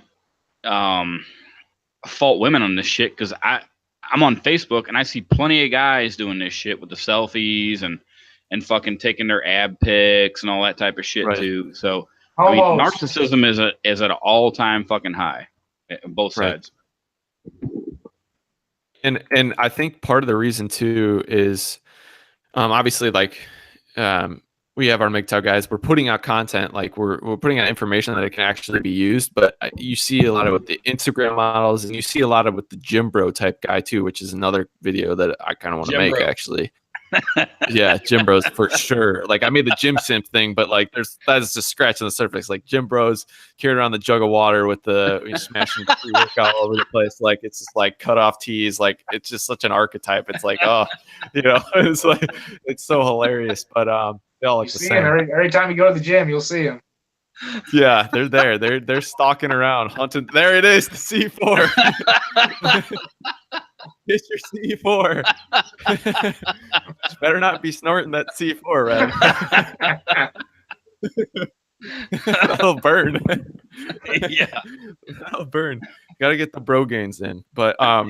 You know, it's like, but all these people, it's like, oh, maybe I can make some money off my abs. Let me take a picture and put it on Instagram. And all of a sudden you're bringing in cash. And it's just like, you know, people see that and actually it's a reality. And then all of a sudden it breeds this narcissism just everywhere. Everyone's their own personal brand, like Joe Schmo is, you know, it's just unbelievable. And it's almost a bad thing. Yeah. Yeah, definitely. Yeah. Yeah. Yeah. But I think I need to do the gym bro. That's pretty that'd be a good one, man. Hey guys, I gotta get going here. Yeah. But hey, yeah. I enjoyed talking to you guys. And Hoodie, my favorite video you did, I think, was the Samson and Delilah. That's actually those are my favorite videos of yours. I don't know why. I mean, it's not like I go to church or anything. I do read the Bible and believe in God, but yeah, your Bible themed videos, I really enjoy them. And Rev, any of the crazy shit you put out, I like to listen to that. You know? Thanks, man. Always gives me a laugh. It's kind of random. You know, it's not a strict. But whatever, man. I mean, us guys, we like to hear what the hell's going on. You know. Yeah, it's good to tell stories, man. Just to that's one of the best pastimes of the world. You know, just telling stories. Yeah. Sure. No, I appreciate that, CL. I'll see you next time, guys. Take care. Yeah, let's do it. Let's do it again sometime. All right, CL, man. Take care, brother. All right, see ya later, man. Bye, Hoodie. See ya. See ya. Oh yeah. See you. All right. So well, CL's dropping off. That was good. Do you want to do any Q&A before we cut it, or what do you think, man? It doesn't matter to me. Yeah. I've got a couple questions. I told them to throw the questions down in the comment section. We can go. The first one, I guess, is just a generic one. You probably answered this. See all the time, is just how your life has been bettered through MGTOW. Personally, mine. I guess a couple ways. More just like personal happiness, or maybe not. Happiness, I guess, is one way to describe it, but more just content and being at peace with understanding how the everything about female nature and everything like that. It's just looking back on my life and stuff that's happened and relationships I've had, and kind of understanding why they went that way, or how they developed, or why they went wrong, or why they went good, or worked out. It's just it's just personal understanding and peace of mind. That's probably the biggest thing. Yeah, I mean, I think about this actually quite often because I know that people end up asking me that, and I know that some people that actually don't support MGTOW that I end up talking to or interviewing me, they want to know, what the reason is. So I try to always defend myself in that way, and I think that it's the same for me. It's hard to point for any one particular thing, but I think it is peace of mind and just more mental clarity and stability. Like it removes stress in so many different ways, which is probably the most beneficial thing, because if you have less stress, you enjoy life more, but you also have more energy to do what you need to do. It's like, who doesn't want that? No, exactly. And that means so much. And there was a guy who put this is kind of related to it, but this guy put dude, solitude, life is hard, period. I'm MGTOW and still suffer from depression. I have a hard time achieving goals to the next step.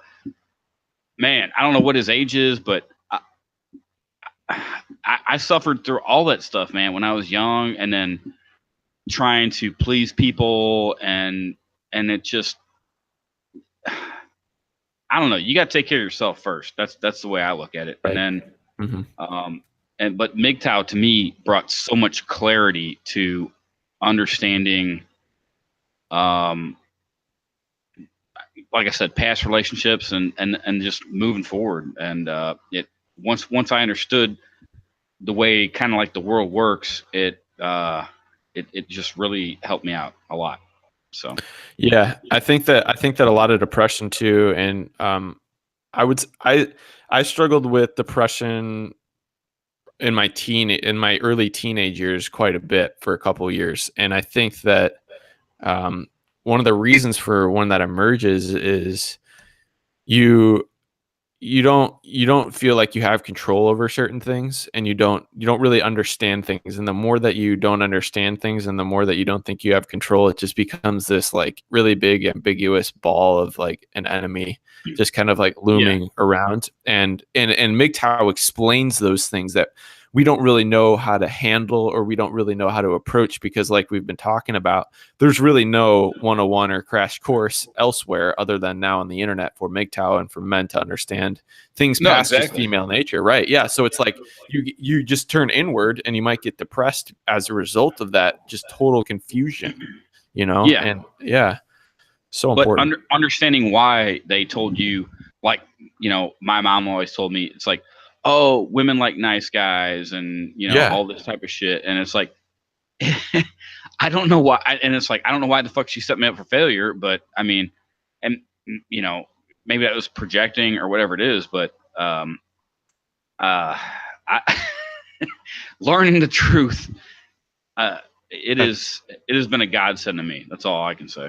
So yeah, it's you feel, at least mentally.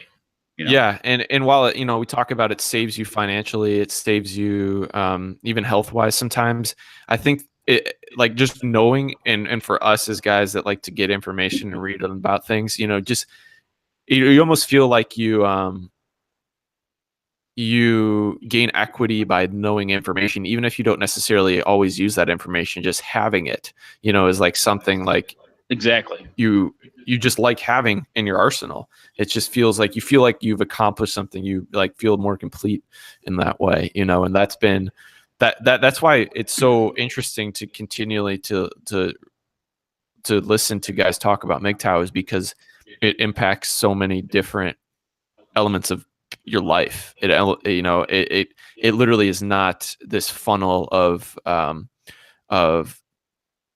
how it's framed in the mainstream media probably, and how it's framed outside of MGTOW with the neck bearded Lucky Charms eating guys. Nothing against Lucky Charms, but it's just like it's like whoa, we're like doing things out here, like No, yeah, and so man, that's something, dude. Even as I was a teenager and growing up, that all I've ever wanted was the fucking truth. Just tell me the truth and I'll work with that. It's just, but I understand life isn't like that, and people have agendas, and they want to spin you around and twist you to take advantage of you.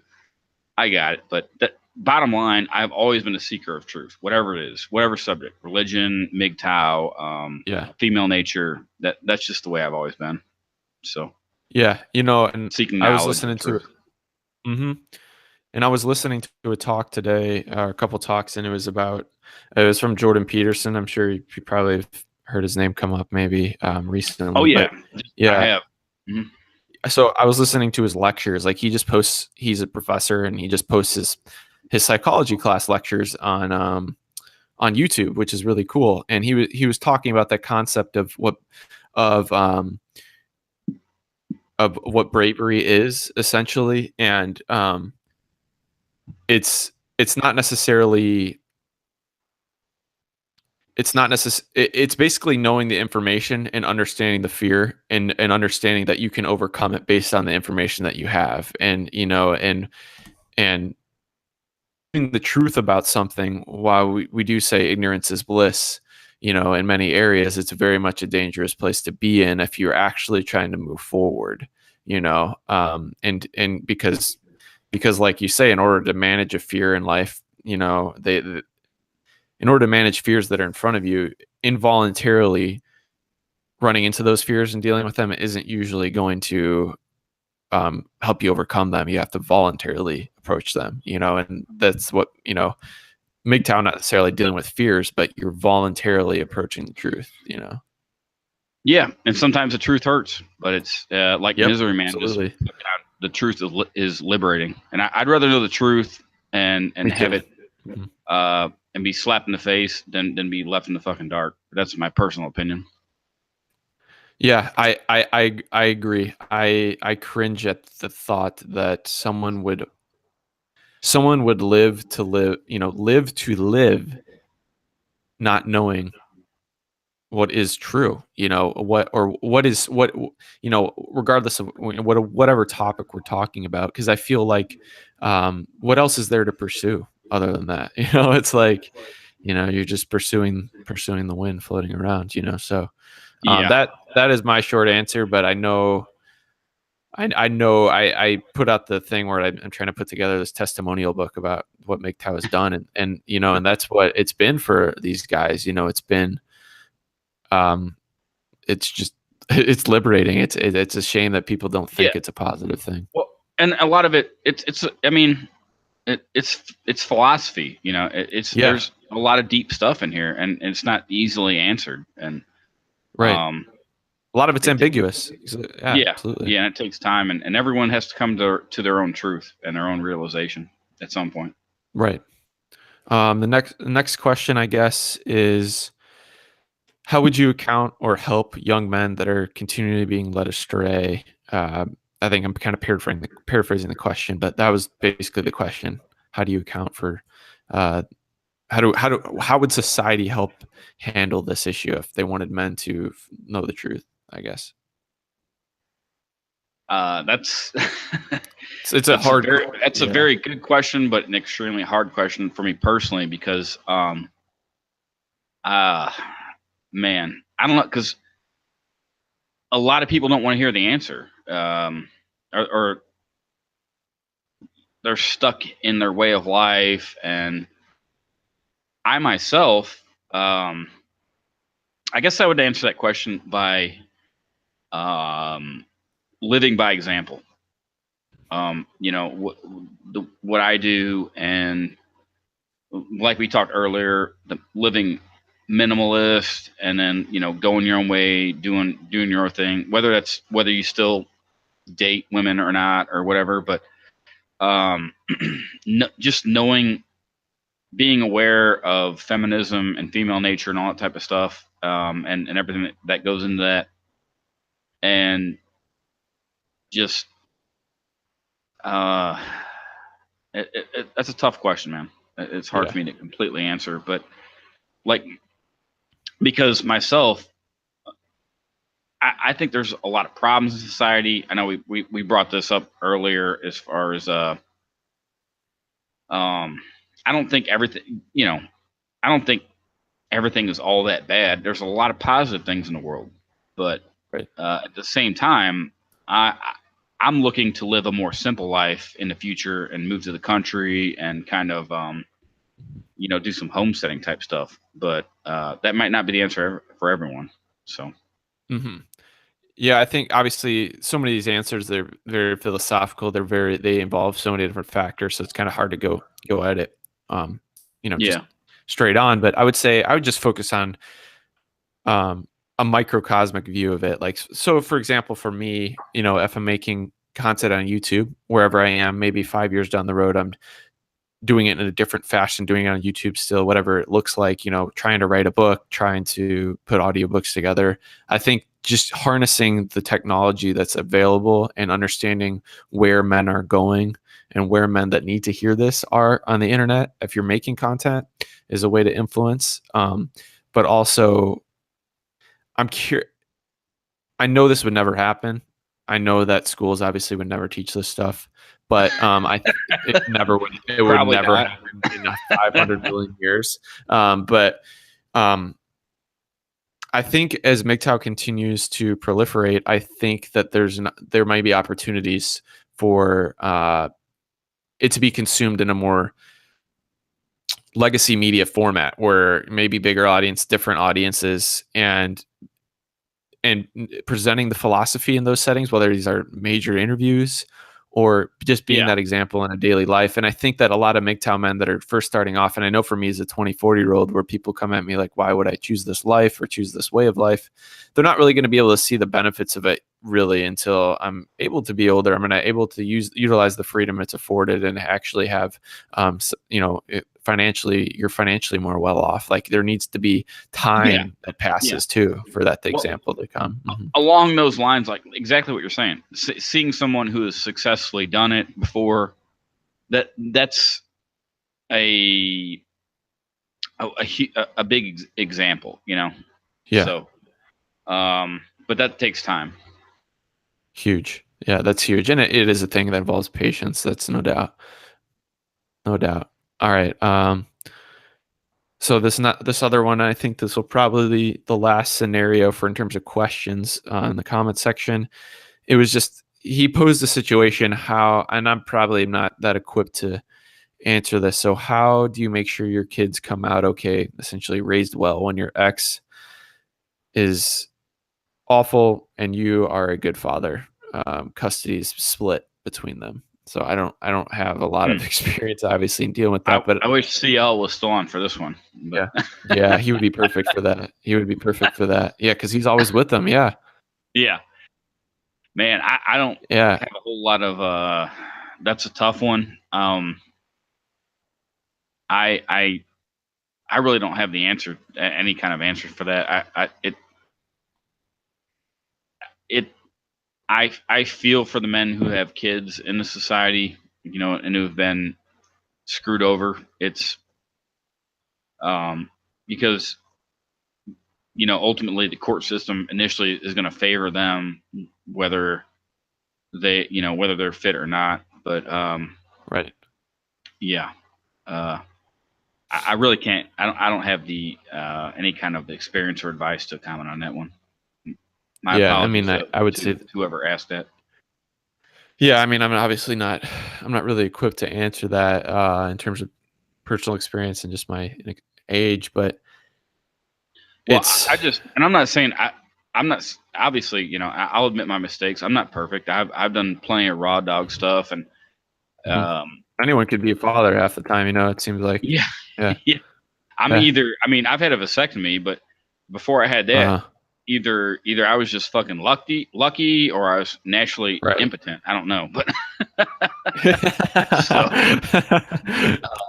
it is what it is. So, and yeah, and to go back, I mean, a lot of men obviously in MGTOW are saddled with that, and they're in that position right now. But I think that it's you have so many things to manage now. Basically, obviously, you have a voice coming from your ex-wife who has partial custody, and you have voices from society and the heart. It's going to be a challenge to drown out that voice if you know that voice is misleading. So it almost comes down to an effort thing. It almost just comes down to energy, and it comes down to being as good of an example and to offer as many warnings and valuable information and insight as you can during the time that you have them. Yeah. Actually, You just CL have put to, a comment in. I just saw that. He says you just do your best. Kids are smart. When they get older, they can see the good from the bad. So. Yeah, and part of it is out of your hands. I mean, there's almost so much you can do, and I'm sure CL can attest for that. I mean, that's an exhausting thing to always be in that mode where you think that everything that they choose to do in your life is also dictated by you. So that's something you probably have to let go of. But in terms of questions, that's it. Do you have any final topics you want to touch on real quick, Rev, in this go around? Well, I'm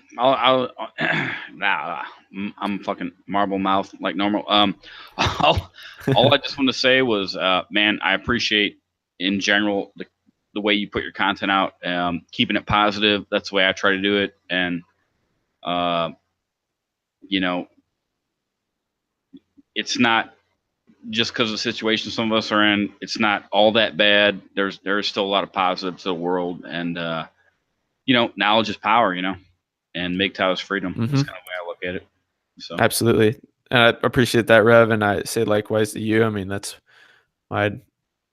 great to have you on, and wanted to pursue that right away is because, I'm positivity is something that MGTOW and they're related, I believe. And while there are times where depression may set in, discouragement may set in, that's not necessarily inherently MGTOW created. That's just life, But the thing is, there's so many positive things to take advantage of in the world right now, and